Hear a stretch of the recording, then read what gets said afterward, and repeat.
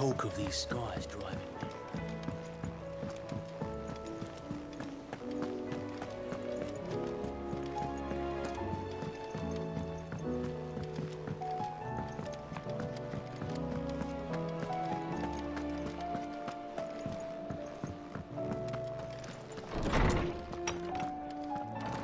Is a storm coming, Sid? Let me guess. You're here about the skies. Is there anything you don't know, Lawsman? It doesn't take a court astrologer to augur the obvious. As for what has disturbed the heavens, that, I believe, is a question the Fallen might be better placed to answer than I. And on the 6th day did the gods tear the sun from the firmament, visiting darkness upon their prideful sons and daughters. But I dare say you remember your childhood lessons on the sins of Zemeckis only too well. You think they're connected? That Ultima was one of the gods responsible? Well, he has certainly exhibited powers that we mortals would associate with the divine. There is nothing divine about him. But he wouldn't be the first god of whom that could be said, now would he? Yet for all the fairy tales that tell of the sins, there is almost nothing in the way of actual historical accounts. Had I the Journal of Moss the Chronicler, I may have been able to tell you more, but alas, I fear all remaining copies have been lost to time. You will forgive me, I hope? Certainly not. Because there is nothing to forgive. Even without this journal, you've provided us ample wisdom. And we will always be grateful for it.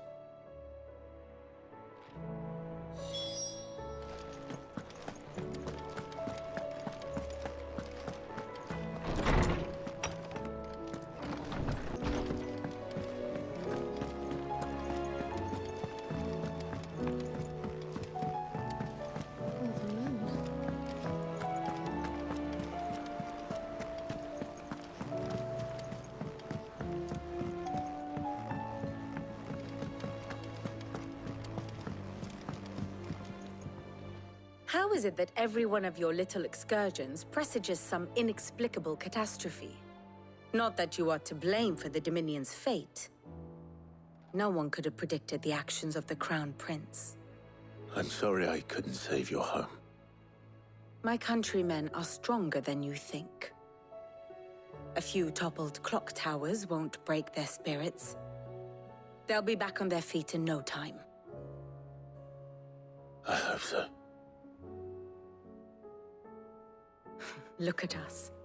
Bluer than a pair of bog crabs. Tempting though it may be, sulking will not help us find a solution to this mess. You believe there's one to be found? I don't know. But I am certain we're more likely to find it if we first examine the facts.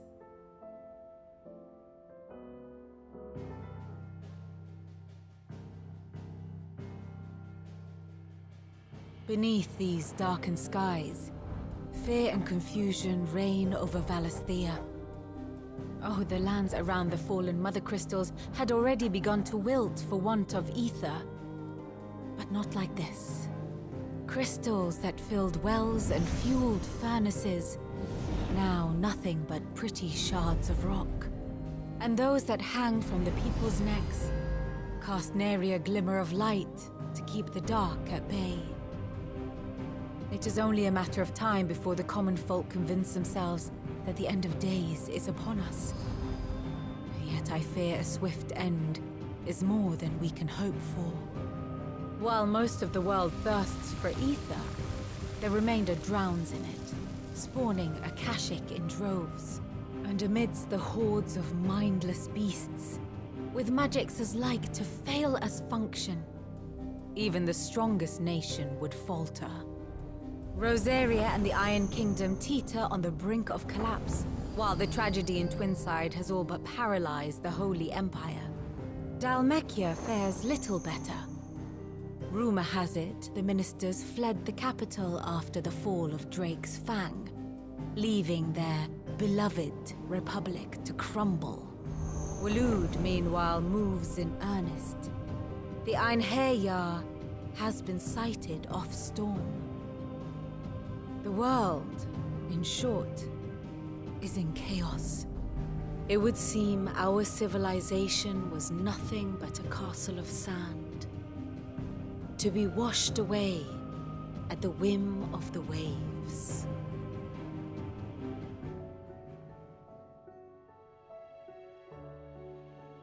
A castle of sand.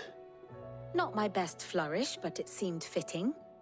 The reports I've received are considerably more blunt in their appraisal.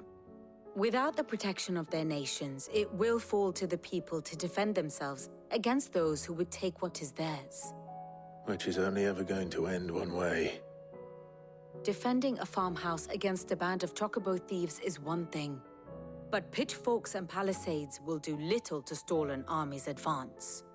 Should the King of Waloed deign to invade, there would be none to stop him.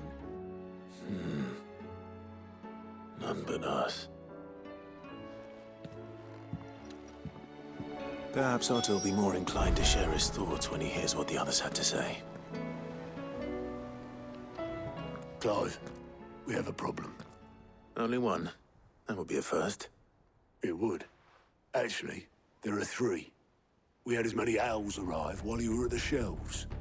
Martha's got a Akashic at her gates, and talk of monsters roaming the hills outside of Northreach has put the wind up Isabel and her lot. And don't forget Dalimil.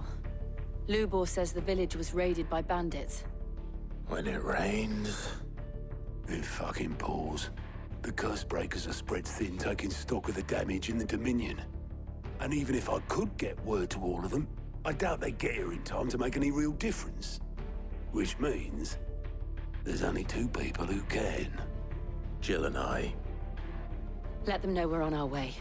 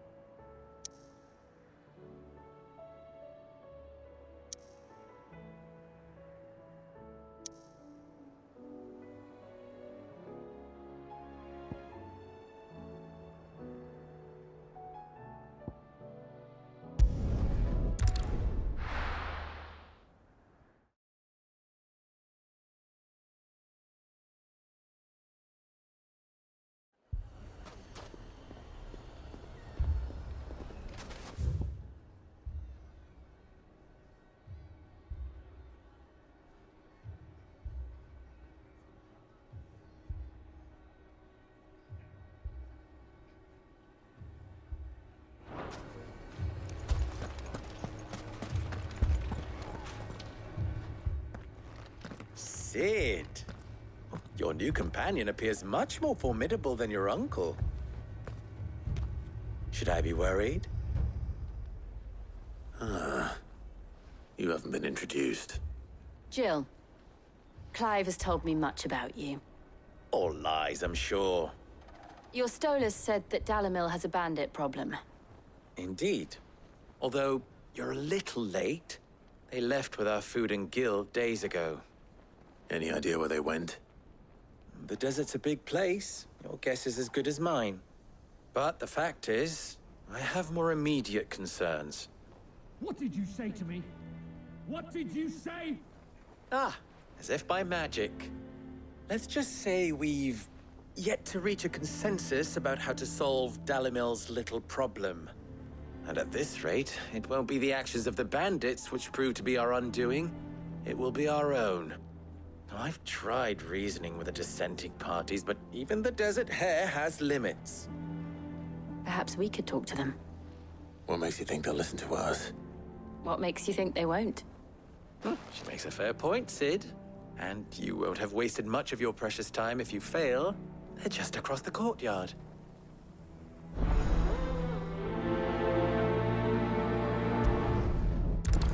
Suppose we just follow the shouting.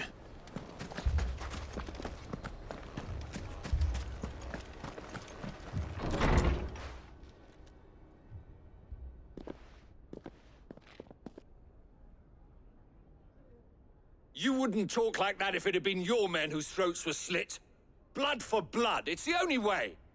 We hire mercenaries and have them mount the bandits' heads on our walls as a lesson to the rest.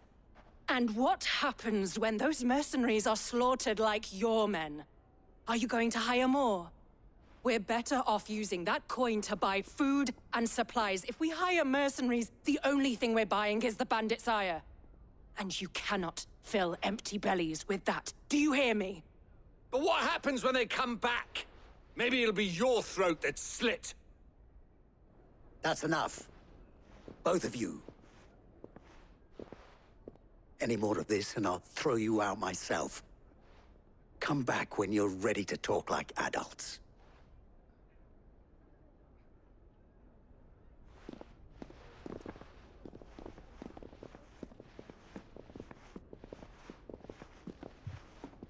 Victor.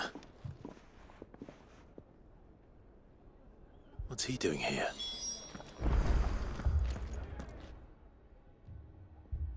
Sid. And Lady Jill. What brings you here? I was about to ask you the same thing. Costness is in chaos, and the markets have all but ceased to operate. The Briar's Kiss here in Dalimil is the only place I can reliably obtain supplies. I was here to do just that when Master Lubor told me of his troubles. He thought I might be able to talk some sense into these fools. But if you're here, I suppose his patience must be waning. Who are those people? Those were the thorns in Lubor's side. And the reason this place might be headed the same way as Costness. It's these accursed skies. The darkness is enough to drive a man to madness. Or an entire city, for that matter. We're still working on the skies. But in the meantime, perhaps we can find a solution to Dalimil's problems.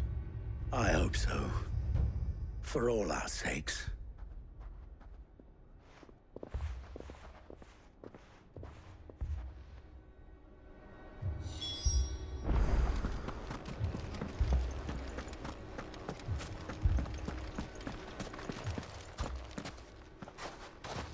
So, you see my predicament? What I saw was a room full of people who were angry and afraid. And with good reason by the sound of it. But if left to smolder, that anger and fear could set the entire town alight. My thoughts exactly. What to do? Both sides wish to protect their homes and livelihoods, if only they could agree on how. But as long as they are divided, we are vulnerable. And if there's one thing bandits like, it's an easy target.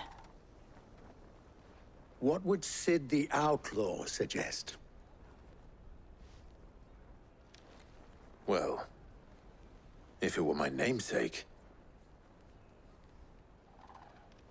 he'd let them choose for themselves and be on hand to pick up the pieces when it all went wrong. That sounds like a recipe for disaster. A recipe for disaster is precisely what it is. But perhaps that realization would be enough to make them question the ingredients. While it's plain neither Conrad nor Natalie will countenance the other's proposal, it may still be possible to make them doubt their own. Before presenting them with a third option. And that would be? To pool our resources and save the city ourselves. Why fight each other? When all that fear and anger can be directed at the bandits. It appears we have a plan of action. Victor, pay Conrad a visit. See if you can't convince him of his folly. I'll speak with Natalie. As you wish. Your faces are not well known in this town. That may prove useful. Don't worry, Victor and I will do most of the talking. You need only play along. Play along? What he means to say is yes.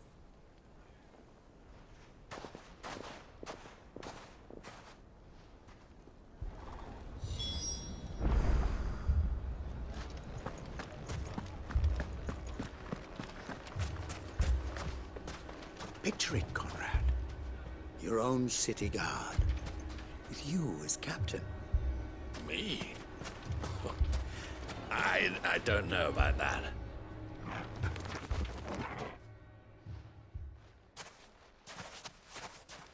Ah, here she is. The Lady of the Spear herself. Conrad, may I introduce you to Jane, commander of the Red Wings, the oldest mercenary guild in the Free Cities. A pleasure, my lady. The pleasure is all mine. As I told you, I summoned the commander here from Canver to inquire about a contract. Victor says you told him no. That there aren't any men left to hire. Is that true? True as the crystals cracked. Nobles came and claimed every last one worth his salt. And not just from us Red Wings. You know of the 7 high houses. There must be 2 swords assigned each one. Granted, we have a few boys left. If it's boys you're looking for. Well, Conrad, are you saying that Dalamel's finest cannot defend this town better than a gaggle of unblooded striplings? That a band of beardless youths could better avenge the deaths of your brave men than you yourselves? Absolutely not. We'll show those bastards who they're dealing with.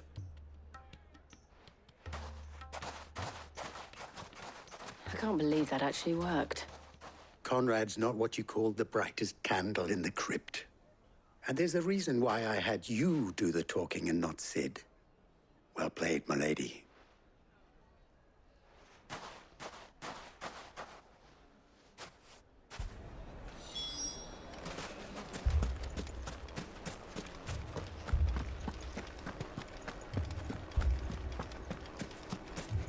My shop. If I had my pickaxe, I would have... I mean, it may still be possible to buy something. Ah, here he is now. Natalie, allow me to introduce Lord Underhill of Randalar's prestigious League of Merchants. Lord Underhill. At your service. Underhill. I was just telling the good lady of our conversation, my lord, and how you were lamenting the state of the capital's stores. Lubor says that not only are the granaries almost empty, but that war and the Blight mean this season's harvest won't be enough to fill them for winter. Indeed, certainly that is the case. The nobles in the capital are buying up the city's stocks of barley and wine, driving the prices higher than most commoners can afford. It is only a matter of time before the peasants revolt. It is worse than I thought. If what Lord Underhill says is true, I fear we have little hope of supplementing our stores, meager though they regrettably are. And while I applaud your endeavors to dissuade our more bellicose citizens from seeking vengeance, I sense Conrad is not wrong in his assessment of the bandits' likely return. Which means that now, more than ever, we will need to secure what little we still have. Food, weapons, herbs, everything. If our humble town is to endure not only this hardship, but those that are certain to follow, we must stand united. All right. If it will help to protect my home, I'll do it. But you needn't have gone through this charade.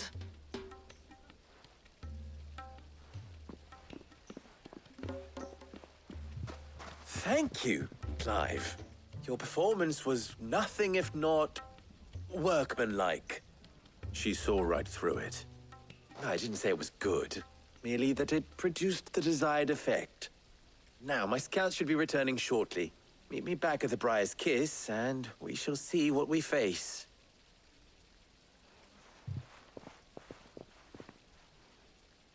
I'm not convinced our roles in this ruse were entirely necessary. I don't know. Conrad seemed quite taken with you. Mummy, I'm scared.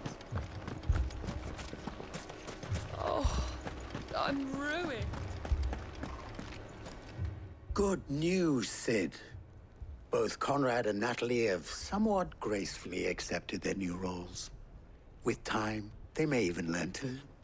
Time no longer appears to be the luxury it was before lunch. I take it your scouts found the bandits. Technically, it would be the bandits who found my scouts. It appears they march for Dalimil as we speak. All of them. You're not serious. They don't just want food, they want the whole damn town.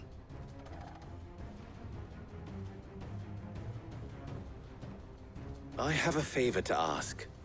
I'm told the bandits march in 2 groups, one from the south and one from the desert, in a move doubtless intended to stretch our already gossamer-thin defenses.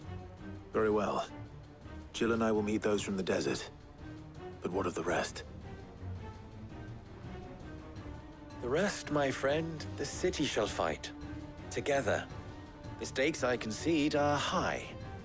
But if this does not unite Dalimil, nothing will. That is a lot of faith to put into those who had their hands around each other's throats but a moment ago. Then it will be for us to see that their hands are kept occupied. And I do mean us. I thought you might say that. We'll hold them off for as long as we can. And we will do the same.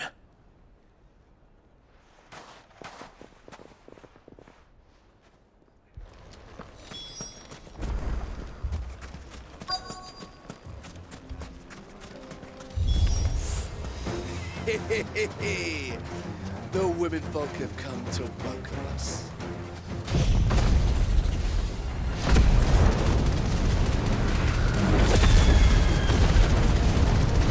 I'll take that one. He's all yours.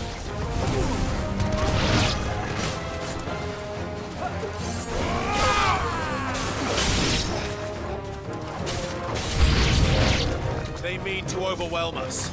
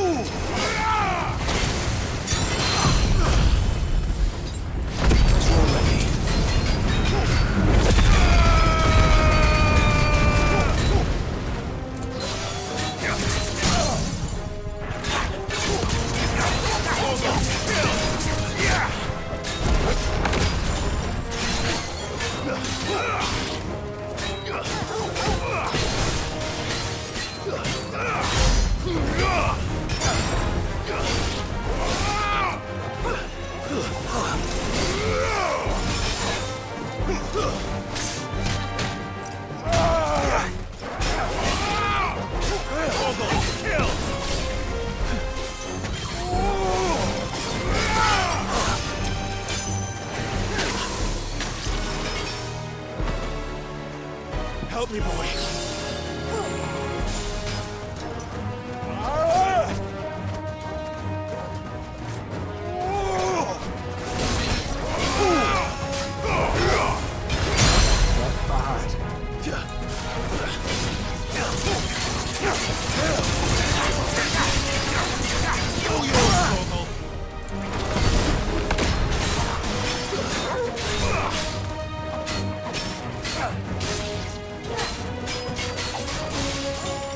over.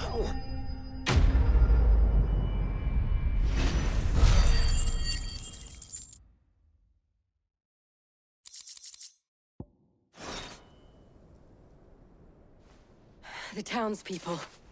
Could they have held out? I don't hear any fighting.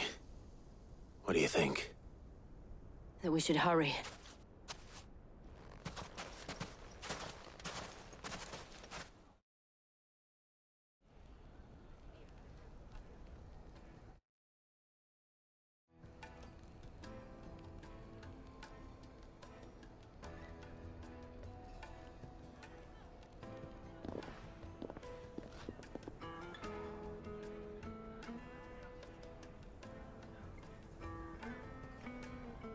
Natalie, I owe you an apology. You did well out there. The inn would have been lost had you not held the line. Without you, there would have been no line to hold. You saved us, Conrad. You saved Dalimil. We all saved Dalimil.